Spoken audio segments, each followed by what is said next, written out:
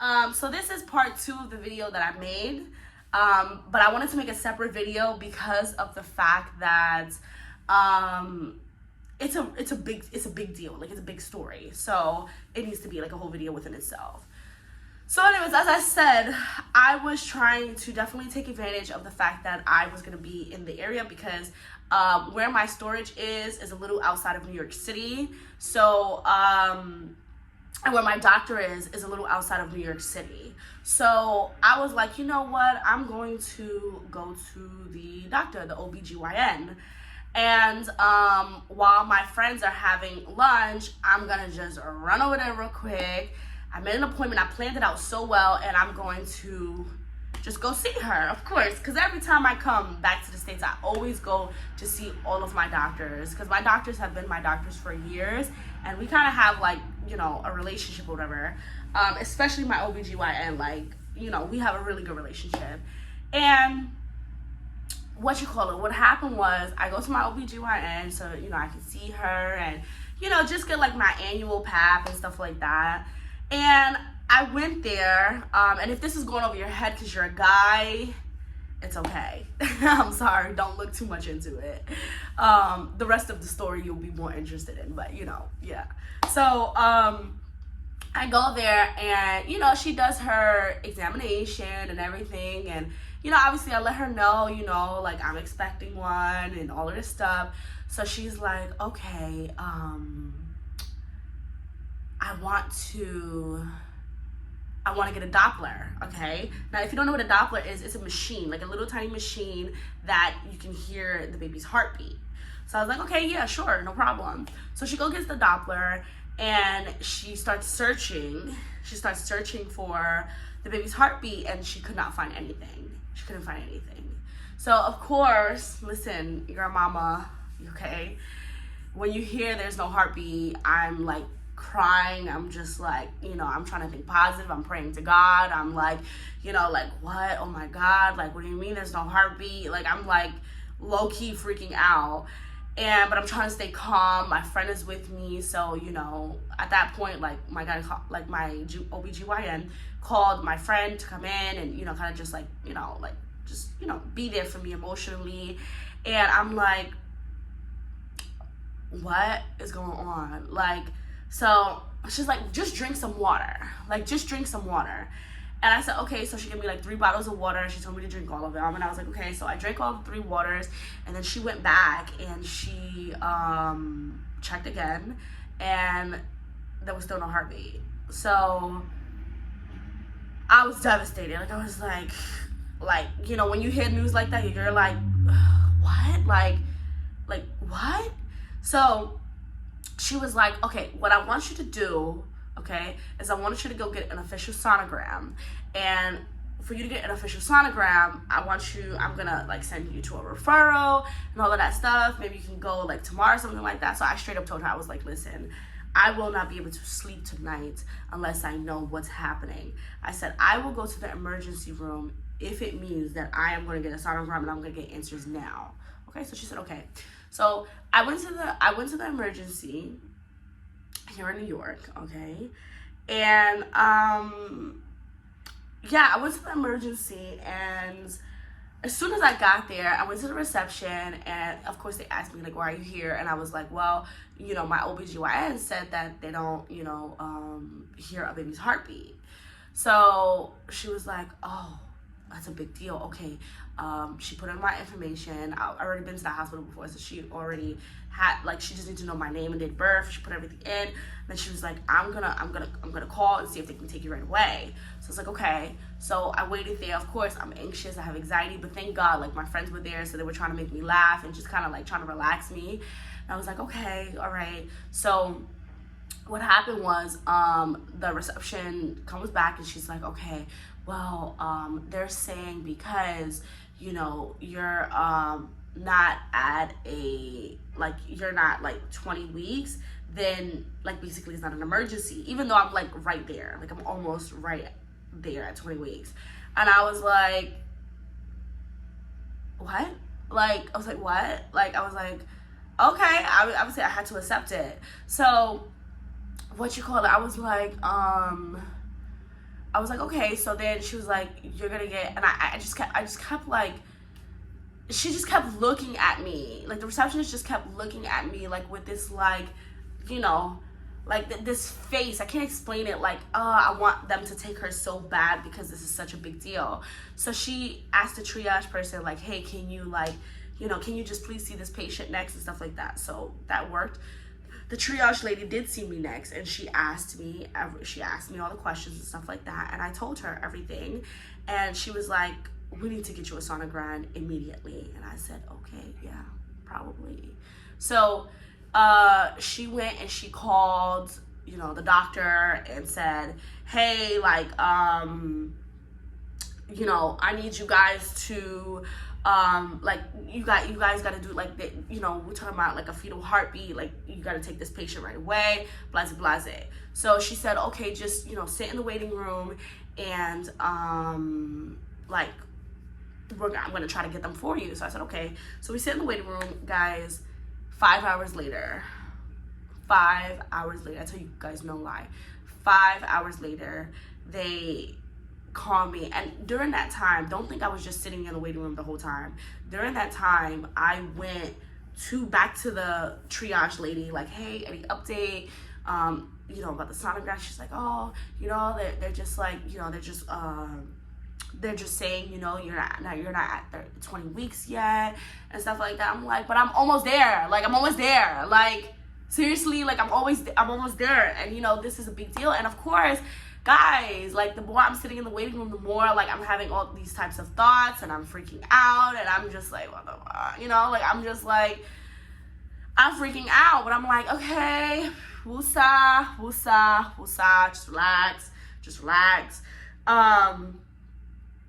And what happened was, finally, you know, they take me in, the doctor comes, doctor asks me all the questions and stuff like that, and she's like, oh my God, like, you know, this is serious, like, it's a fetal heartbeat, like, this is really serious. It's like, yeah, so has a lot of other people told me, but yet nothing's being done. 5 hours later, like, so she's like, I'm gonna order you a sonogram and all of this stuff, and da-da-da-da-da-da-da-da-da. So it's okay. So then she orders the sonogram, and after that, I'm not gonna lie, they took maybe like 20-25 minutes to come get me to do the sonogram. So I was like, okay. I was like, this is it. I was bracing myself, you know what I'm saying, guys? I was praying. If you guys know that I'm a religious person, I was praying, like, and I was freaked out. I was just trying to stay calm, and of course, you know, like, obviously I called my husband, and he's just like, you know, he's praying, and, you know, like, guys, like, we got the Bible out, like, we're just praying, and he's like, you know, let's just stay calm, let's just think positive, all of this stuff. So I'm like, okay, like, Diamond, just brace yourself. And they take me into the sonogram room, right? And mind you, I've been to this hospital before, and the sonogram has always been this lady, okay? She's been this older lady, and I've gotten sonograms with her before from my first child, and she's always been so sweet, so great, like, just great to me, and I'm sure to all her patients. And when I got there, the first thing that I noticed is that she wasn't there. So I was like, okay, she's not here. And I asked the person who did the transport, because they had me in a stretcher, he was like, yeah, she retired, so, you know, there's a new guy. I was like, okay, so, you know, guys, don't judge me, okay? Don't judge me. But I'm not fond of male doctors when it comes to babies and gynecology and all of that stuff, like pregnancy. I'm just not a fan of them. And the reason why is because I feel like they can't, and the guys don't, this is my opinion, I just feel like they can't relate to me on a deeper level as a woman. You know what I'm saying? They don't have that nurturing, they don't, like, and also I don't want a male gynecologist, like, in my stuff. Like, I don't want you in there, you know? So I've never gone to a male gynecologist. It's not something that I would do. Nor do I feel like the only man that should be down there is my husband. Like, which obviously I know that it's their profession, and if you're a male gynecologist, please don't be offended. This is just me, okay? This is just me. I don't like male gynecologists, like, that's just me. But he's not a gynecologist, he's a lab tech, which, again, when it comes to babies, you know, now when the baby is born, and we're talking about a pediatrician, I don't mind if it's a male or female. That doesn't bother me. But as I am pregnant and I am going through all of my hormonal changes and I'm going through baby, like, I am freaking sensitive right now. And I feel like, and I've just always been that way. Like, when it comes to my lady parts, I want to talk to a lady woman. Like, that's just how it is. You know what I'm saying? So, guys, don't beat me up for my comment. And if you're like that, comment below and let me know. You know, I know some people, they don't care. They're like, as long as it's a doctor, I really don't care. Also, for my first child, I, you know, wanted a female doctor to deliver the baby. Like, I wanted everything to be female. So, you know, that's just my preference. That's just my preference. Don't hurt me for that preference. So I was already not happy that he was a guy. Okay, I was like, oh, it's a man. Okay, that was very uneasy for me. Guy, blue eyes, blonde hair, very Caucasian guy, like very. So I was like, oh, okay, like, right, girl, the most important thing right now is your baby. So put your feelings to the side. So I did. So, you know, he starts to prepare whatever. He starts, you know, cleaning the equipment and doing all that stuff. He tells me lay back and, you know, put up my shirt and stuff like that, which again is super uncomfortable for me because he is a guy. But anyways, I know it's their profession and they're professional and stuff like that. But for me personally, I'm just not with it. But yeah, I stood because it wasn't about me. It was about my baby. So I was like, I'm gonna have to just deal with it. So I say to him, like, oh, can I FaceTime my husband since my husband can't be here? Now, you guys know because of COVID and all that stuff, no one's allowed inside of, like, exam rooms and all of this stuff, especially in hospitals. So everything is, like, virtual now. You understand what I'm saying? So I was like, okay, yeah, I was like, can I FaceTime my husband or whatever so that he can see the screen? Obviously not for the technician or anything like that to be in the camera because Hope does not want to see the technician. He doesn't care about that. He wants to see the screen so he can see his baby. So he was like, no, you cannot. And I was like, okay, why? And he was like, you cannot. And I was like, okay, why? And he was like, oh, because that's hospital policy. I thought that's not hospital policy because I've gotten multiple ultrasounds here before with my first child. And I know that someone else can be here because of COVID restrictions. People are allowed to do visual, like Zooms and things like that so that they can be a part of the visit. He was like, no one sees the screen except for me. So I was like, okay, you don't want my husband to be on the phone. All right, fine. Like, all right, I'll have to deal with that. I'll just tell Hope about it later. So, but me, you're in my uterus. Like, you're here. What do you mean I can't see the screen? So I asked him, like, what do you mean, like, only you can see the screen? He's like, only I can see the screen. And I was like, I was shocked by that. I was shocked. I was really shocked. Like, I was like, what? So he starts to do, you know, the ultrasound and stuff like that. And guys, he has the screen completely away from me. Like if this, guys, I'm in a hotel, so I don't have anything to show y'all. So let's say this remote, y'all. Like, so the screen is right here. I'm laying here, okay? You see how most of the time they have the screen like this where you can see? He turned it against me, so I could not see nothing. I could not see my child. So obviously, I start to get emotional. I start crying. I'm upset. I just waited here 5 hours for this moment to know if my baby is alive or not. And you're gonna freaking tell me that I can't see the screen. I can't see what's happening in there. You know what I'm saying? Like, I was like, and of course it brings negative thoughts to my head. Like, you know, like, oh my God, is he or she not alive? Like, what's happening? Like, and so he does his exam or whatever. He does the ultrasound or whatever. And he sees that I am crying. He sees I'm upset. I'm straight up upset. But I'm not like upset when, okay, so I have like, when I'm in rage, okay, when I'm in rage, I'm angry, I shout, I do that stuff. But I was hurt. Like, when I'm hurt, it's different. Like, it's like my heart was broken. So it's like I couldn't even speak. Like, you guys, have you ever had your heart broken? You know, like maybe just after a breakup or something, and you can't even speak because you're just crying because it hurts so much, like in your chest. That's how it was for me. Like, I could not even speak. Like, I was just straight up crying and shaking because I could not believe that I could not see the screen to see my baby. I couldn't see. I didn't get photos. I didn't get to hear the baby's heartbeat. I didn't get to see the screen to see what the baby was looking like, to see if the baby was alive, if it was jumping or anything. So towards the end, he sees I'm crying. I've been crying the whole visit. It's hard for him to even do the ultrasound because my body is just naturally shaking because I'm just so upset. And he's like, oh, don't worry, your baby is fine. The baby has a strong heartbeat. The baby is fine. The baby's fine. So I'm like, so why can't I see the baby? Like, why can't I see the baby on the screen? Oh, you're not allowed to. And I'm like, yo, I was like, get your hands off of me. I'm done with this. Like, I literally was like, I am done with this. Like, get your hands off of me. I wiped myself or whatever. And I was like, I am done. Like, I don't understand. You know what I'm saying? Like, I really just don't understand how you're telling me that the baby is fine and you literally have the screen away from me. Why can't I see my child? Like, why? Like, guys, I was so upset. Like, I was so upset. And I walked out at that point. I did. I walked out of the ultrasound office and I went back to the room. I went back to the regular room or whatever. And I had IVs in me and stuff like that. And I told the nurse, hey, I want to discharge myself. Please take out the IVs and stuff like that. And the nurse was like, what happened? Why are you so upset? You know what I'm saying?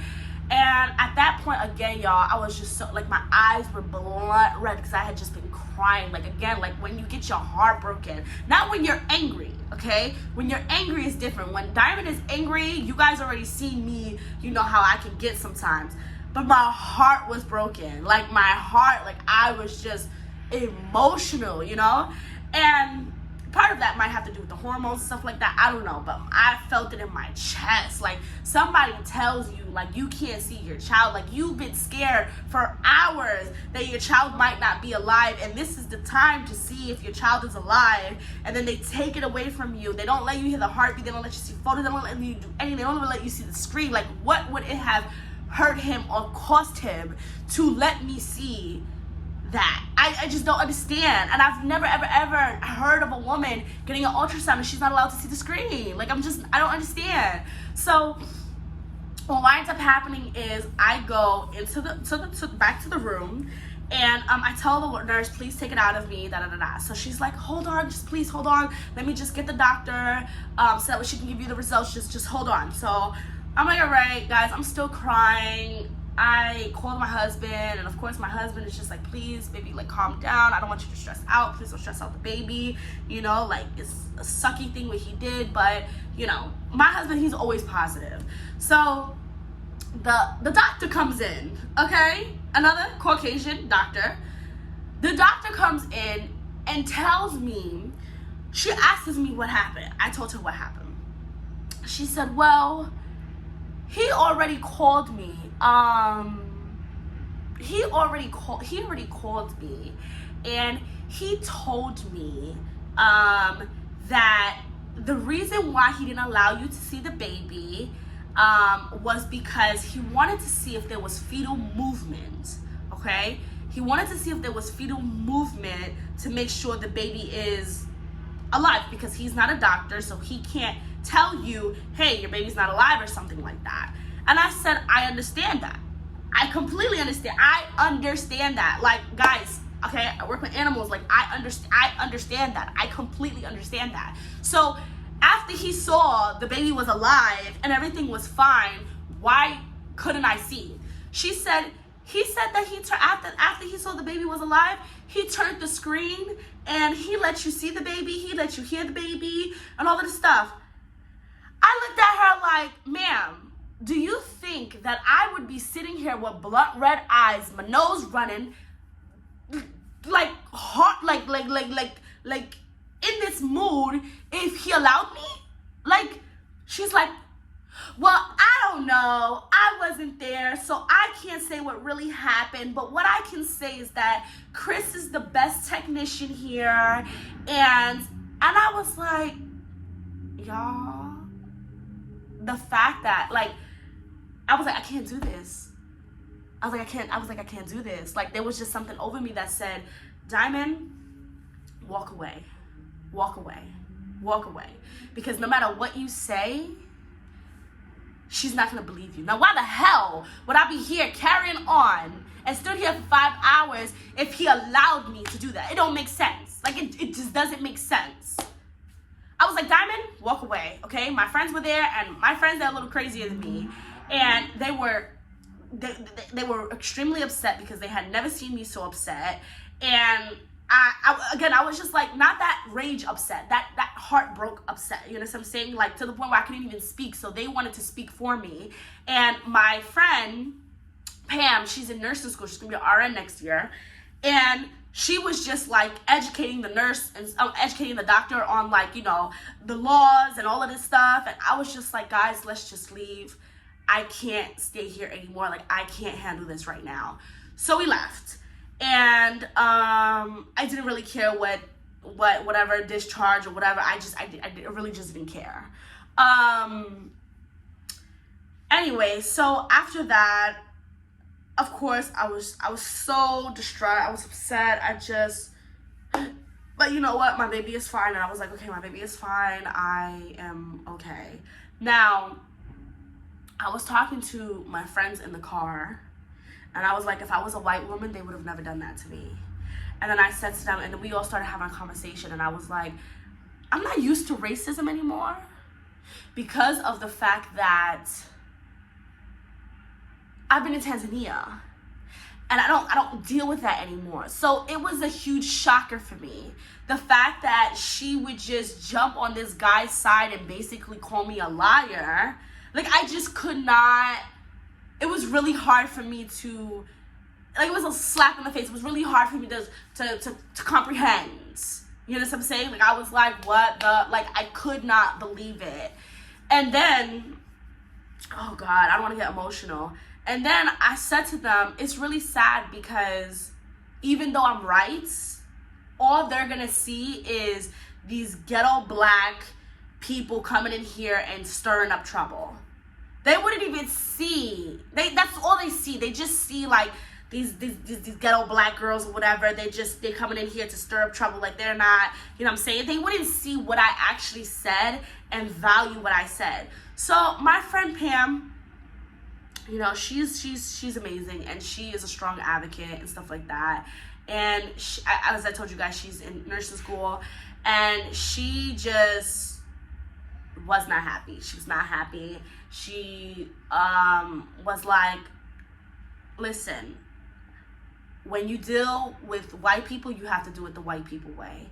And she was like, I'm going to report that this happened. I said, Pam, just let it go. I was like, just let it go. It's not worth it. Nothing's going to happen. They see this all the time. Black people get mistreated in the hospitals all the time. They don't care. They don't care. Like, they just don't care. They don't absolutely care. They don't even believe me. They don't even believe that I didn't see the screen. So I was like, they don't care. So my friend Pam, she was not letting it go. She was not letting it go. Y'all, when I tell you guys, from the time that we left at midnight, she called these people over 100 times, leaving voice messages, harassing these people about what happened to me, harassing them. So in the morning, she wakes me up. She's like, Diamond, I finally got somebody on the phone. You need to tell them what happened. So I was like, okay. So I get on the phone, and it's what is it called? Patient relations or patient complaints or something like that, like the head department. So I'm speaking to, like, the head lady. So I speak to the head lady, and the head lady is asking me what happened, and I explained to her, listen, basically this whole video of what happened. And she could not believe it. She said, first of all, you shouldn't have been waiting in the waiting room for 5 hours. They should have saw you right away. When it comes to a fetal heartbeat, it doesn't matter how many weeks you are. That is a serious deal. Like, you should have never been waiting there. And then she was like that, we don't have a hospital policy here where you're not allowed to see the screen for your baby. Like, that she was like, I'm going to contact, like, she was like serious. She must have been a mom or something, because she was like very serious about it. Like, I'm going to contact, you know, the head radiology department, and I'm going to contact da-da-da-da. I was like, whoa, all right. Like, all right. So I was like, okay, so we waited around. Y'all, I'm telling you no lie. Like, less than 3 hours later, the head CEO of the radiology department, the head person, gave me a call with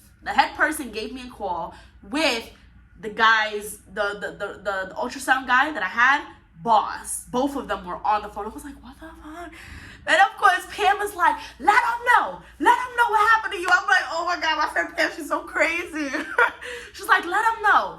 If I gotta call 100 more times, let them know what happened to you. I was like, okay. So I call them.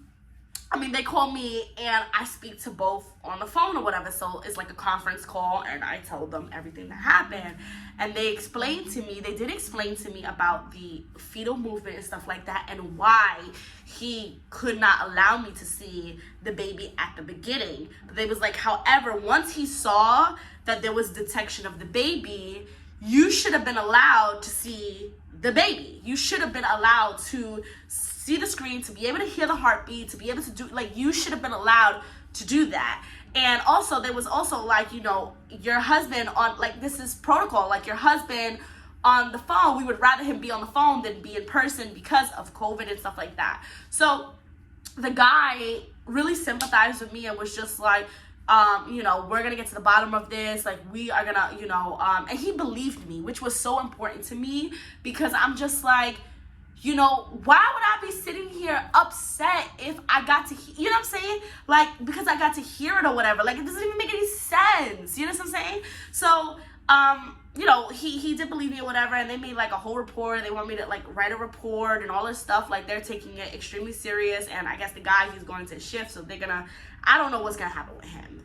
But the woman, which is the guy's boss, you know, also talked to me and said, I guess she's a mom of twins, and she was just like, I understand as a mom, you know, you come to the hospital because your gynecologist tells you that they don't hear a heartbeat, like, you should have been seen right away. You should have been one of the first ultrasounds that was here.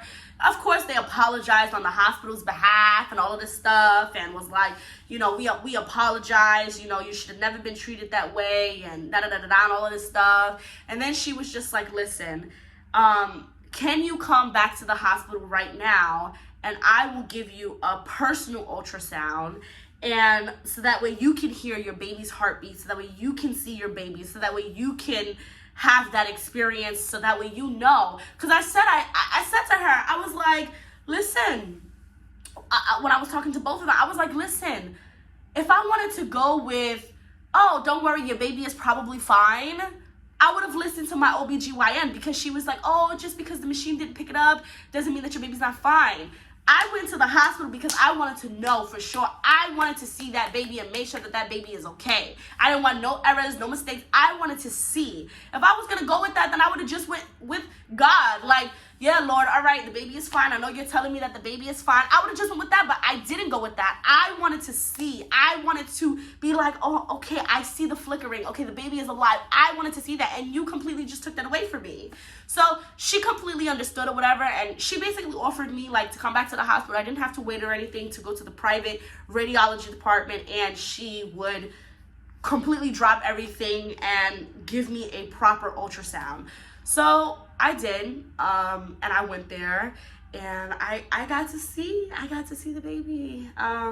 Of course, Pam was with me, and this girl, she was with me, and I also had my friend Karina with me, and she was just like, you know, listen, I think everybody in the hospital is scared of Pam now, and she was just like, looking, make sure everything's okay, you know, she's like a big sister to me, but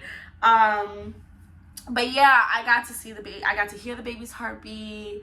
I got to see the baby. The baby was gotten big. I was really happy at the end, because you know, she did give me that, like, VIP private session of an ultrasound. I got to see, you know, it was nice, but it should have been done proper the right time. And it was really sucked that I had to deal with some of that racism, and it was a big shocker for me. And I know you guys are gonna be like, why are you surprised?